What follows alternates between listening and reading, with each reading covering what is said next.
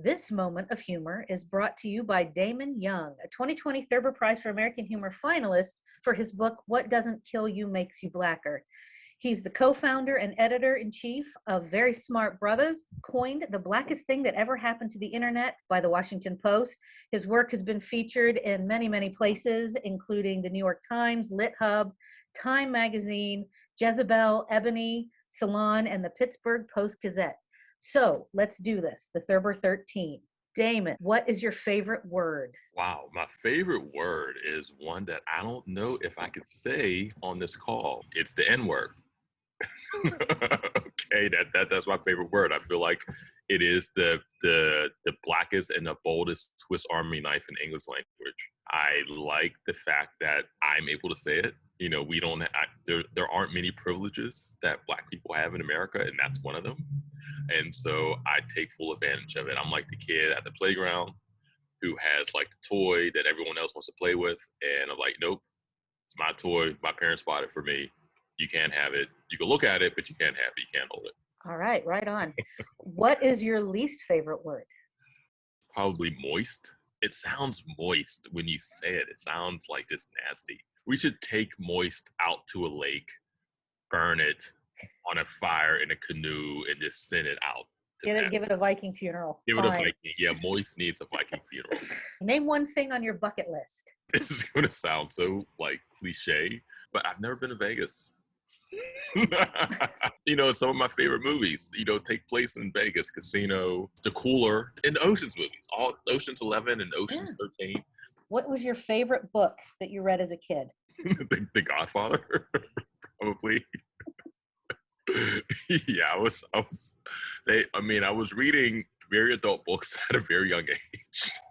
My parents had them laying around, and I read The Godfather, the autobiography of Malcolm X. I think I read both of them when I was like 9 or 10 years old, and I'd already seen The Godfather. There's a lot of sex in that book too. There's like pornographic, but so you learned some stuff. I learned a lot of stuff about olive oil and about the mafia and about Sicily and about vaginas, and there's a lot of vagina conversation. There's a lot of vagina discourse in that book. What sound do you love? Bacon frying. I like the sound of macaroni being mixed. That sounds moist, though. I know it sounds damp. It sounds damp, excuse me. Damp. The revolution starts today. Anti-moist movement. And also, you know, the laughter of my children. Stirring macaroni, bacon frying, and the sound of the children that I have. What smell do you hate? You know, I hate the smell of, you know, of not necessarily my farts, but my wife has some pretty intense farts sometimes, and I'm not a fan. It's fortunate for her that she revealed all of her positive attributes, because if she would have led with farts, then this would have never happened.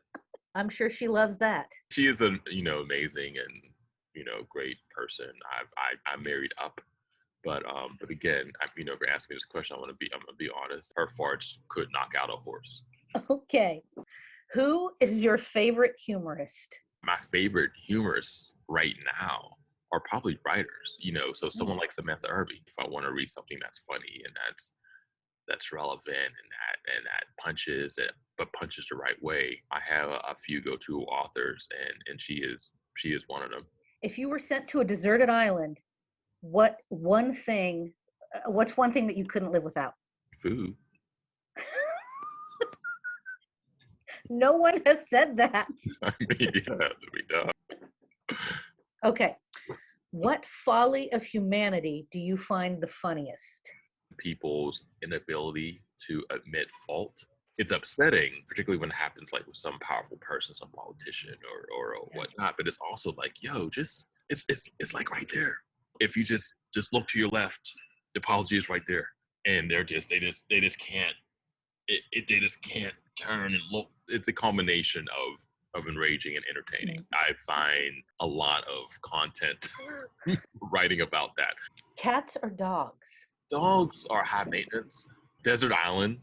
If I could bring one person with me with also the food, I would bring a cat, because a dog, I would have to feed the dog, and a cat, I think, would figure things out on its own. I probably wouldn't even see it. The thing that trips me out about cats, and this is actually more the reason why I would choose them, is that I read a thing about a year ago where, we always thought that cats were bringing us like a gift. They're showing us like, no, you're supposed to be doing this.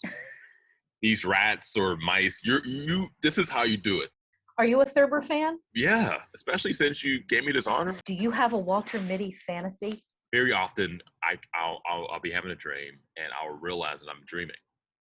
And once I have that realization, I'm able to fly. I would like to recreate that in real life, where I fly and I also have the score from The Usual Suspects in the background. That's awesome. That is really awesome. Okay, last question. If comedy heaven exists, who do you want to greet you at the door? God, obviously, because there's so many questions I would want to ask him, ask them, ask God. Why do we pee and have sex out of the same place in our bodies? Like, that doesn't make any sense. Why do we need toilet paper? I mean, there were more questions that I could think of that I would want to ask him. But those are the burning ones. The burning questions? I mean, if you gave me some more preparation, I'd probably have a whole list of things I want to ask. Well, Damon Young, that was enlightening and hilarious. So thank you so much. So now let us know what you've got coming up. I have a few books in the works right now. I have a humor anthology that I'm working on, and I'm going to be editing, curating about Black humor. I'm also working on a YA book, and a second essay book. A second essay collection is coming too, so that's 3 things. I'm doing a podcast. It's a limited series, and the theme of the season is performance. And in this context, performance is the difference between, okay, so you have your socialized expectations of thought and behavior, and then the way we actually think and behave. And the gap between those two is what I've been calling performance. And sometimes we fill that gap with lies. Sometimes we have all types of facades and just all these things that, for us to kind of meet these certain expectations. And so each episode will deal with a different aspect of performance. So you have sexual performance, racial, political, physical, spiritual, and I think there's 10 total. So I'm currently working on that. Well, thank you so much for taking the time to answer the Thurber 13.